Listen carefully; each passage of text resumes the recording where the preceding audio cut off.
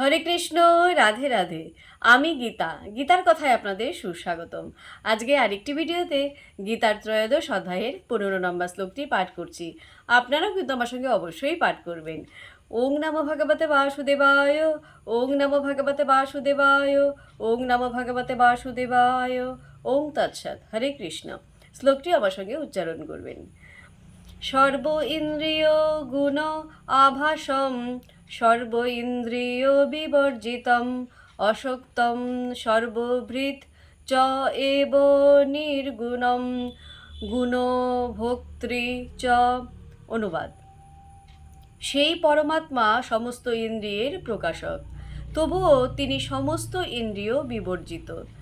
যদিও তিনি সকলের পালক, তবুও তিনি সম্পূর্ণ অনাসক্ত। তিনি প্রকৃতির গুণের অতীত, তবুও তিনি সমস্ত গুণের ঈশ্বর। তো ভক্তগণ, এমনি করে প্রতিদিন একটি করে গীতা শ্লোক পাঠ করুন আর এই দুর্লভ মানব জনমকে ধন্য করুন।